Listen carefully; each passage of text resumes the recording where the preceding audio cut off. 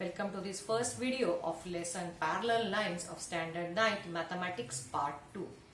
Now let's recall the concepts related to parallel lines in this first video of introduction. We have learned what is the definition of parallel lines. Let's read it. Parallel lines are the lines which are coplanar and do not intersect each other are called parallel lines. So from the definition here we have to remember there are two conditions. First, which the lines should be coplanar. Coplanar means they should lie in the same plane. Okay, and after when they are lying in the same plane and still they do not intersect each other, then such lines are called parallel lines. Many times it happens that parallel lines are taken to be or said to be the lines which do not intersect each other are called parallel lines. But here if you miss this concept of coplanar being in the same plane, then it is not completely correct statement, because when the two lines are in different planes they will not intersect each other.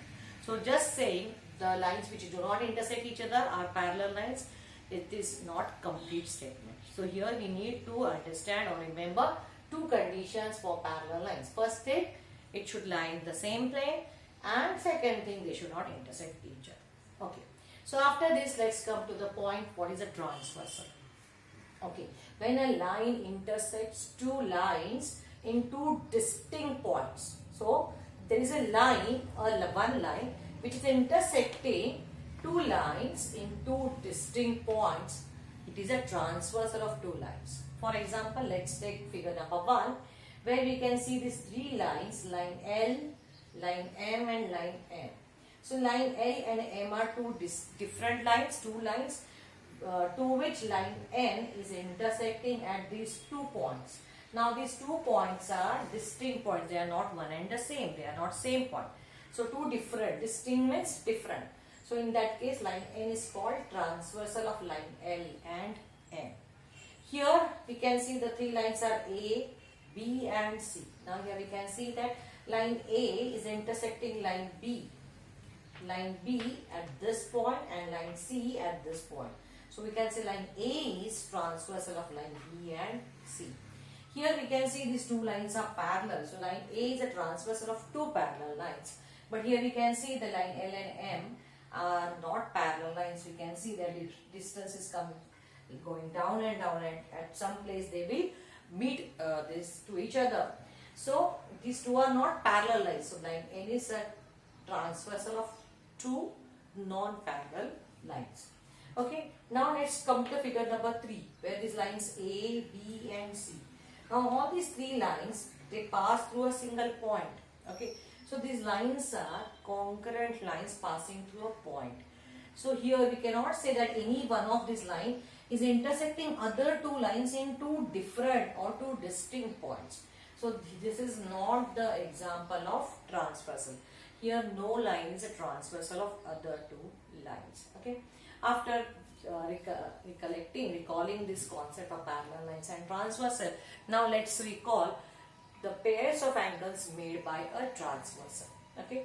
So when a line, this is a line intersecting two lines at two different points, we call it as a parallel. This is a transversal. P is a transversal of line Q and R. Now how many angles are made? Or here in the figure also. So these two lines are not parallel, but here the same figure, only here we can see that line Q and R, we can see here they are parallel. And the angles formed at this by transversal, if we count, so when line P intersects line Q, we find 4 angles. The A, B, C, D are the 4 angles. And when line P intersects line R at this point, here at this point also, we have these 4 angles, 1, 2, 3, 4. So in all we have 8 angles. 4 at first point, say suppose we name this point say A point, and this point suppose we name it as point B. So its name is shown by capital A. Now A is a value of angle. Okay, or this can be the small a is an angle and big A is the name of the point. Or if we want to just to avoid the confusion, we can name it as L and M points also, just to avoid. So this point is L and this point is M. Fine. So at point L we have 4 angles, at point M we have 4 different angles, same for here. Now what are the pairs of different types we are going to see. Let's see the pairs of corresponding angles. We know the corresponding angles have corresponding position, they have equal position. And here when we take the pairs of such angles made by transversal, always we have to remember that if one angle is at this intersecting point, say L, its pair should be at point M. Okay. So here we have 8 angles. Of 8 angles we can make 4 pairs. So we are going to have 4 pairs. First pair, if we take angle A and now angle A is above the transversal and to the left of the, above the line and to the left of the transversal. So at M point, above the line and left of the transversal, it's point E, angle E. This is first pair. Second pair, let's take angle B. Angle B and B is also above the line and to the right of the transversal. Above and right, it's F. Third pair, if we take angle C, C is now below this line Q and to the right of the transversal. So here below and right, it's angle G. And fourth pair, it is say remaining angle is D at point L. So angle D and angle H below and to the left. Angle H. So these are the 4 pairs of corresponding angles. Whichever 4 pairs here, same 4 pairs, you can find it here because we have named it the same way. Now what are the pairs of alternate interior? Now out of these 8 angles, which are the interior and which are the exterior? So the lines which are between 2 lines are called interior. Okay. So C, D, E, F, these are the 4 angles which are interior, and A, B, H, G are the exterior angles. Okay. So in the out of these 4 interior, the alternate are, if we are taking first pair, as we have only 4 angles, we will get 2 pairs. So first pair is, if we take angle C, the other angle with this pair should be angle E. Because if C is to the right, E here it should be to the left. It's called alternate. So angle C and here angle E. And the second pair is angle D and angle F. Angle D and angle F. Similarly for this, as we have taken pair, if first angle is to the right of the transversal, other should be on the left. And first is on the left of the transversal, the other should be on the right. Similarly, we can get for this pairs for alternate exterior, if we are about to pair off with angle A. So first pair of this angle A. If A is on the left, here it is on the right, it is angle G. And second pair, you will get it angle B with angle H.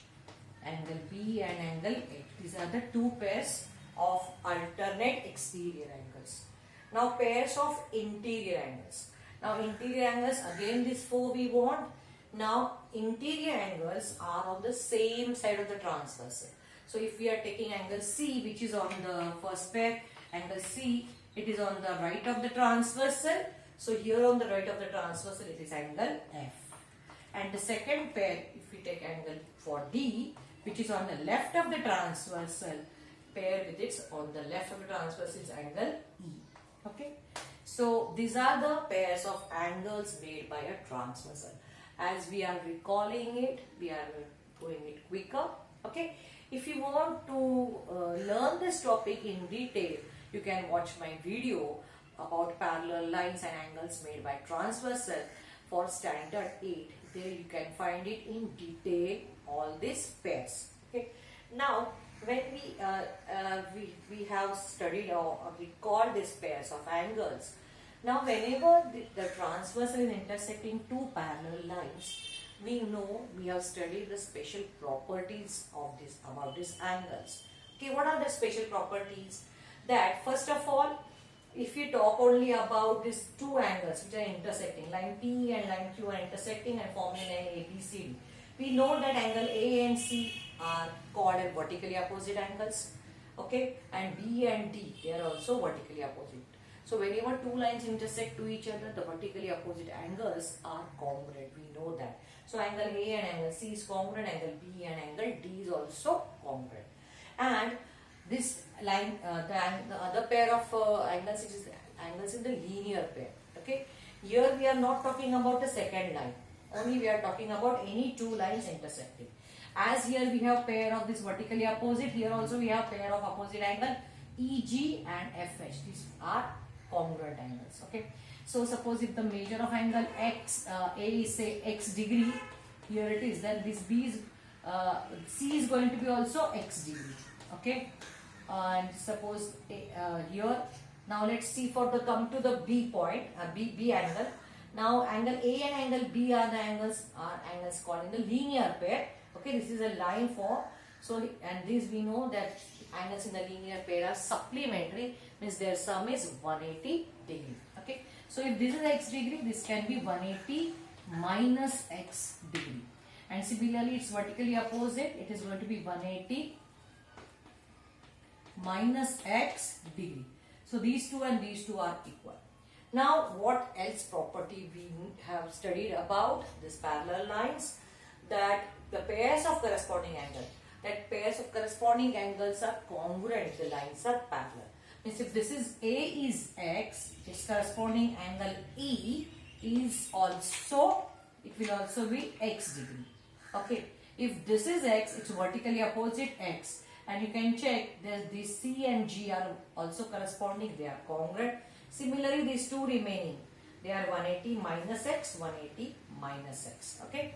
So, when the two lines are parallel, the pairs of corresponding angles, they are congruent. For parallel sides, these two pairs are always congruent. Similarly, for pairs of alternate interior angles, what you can see, X, this is alternate, this is also, they are congruent. What about pairs of alternate exterior angles? If this is X, this is X, A and G are these two are the alternate exterior angles. So even this we find these two angles are congruent. We are writing these properties only for transversal of two parallel lines, not for this figure, only for this type of figure. And for pairs of interior angles, we find that these two, sum of these two, 180 minus X and this X, they are supplementary, means their sum is 180 degree, they are supplementary. Now all these properties which we have recorded, so what are we going to do in class 9? Whatever these properties we have recorded, which we have learned in class 8, we have verified them with the activity method.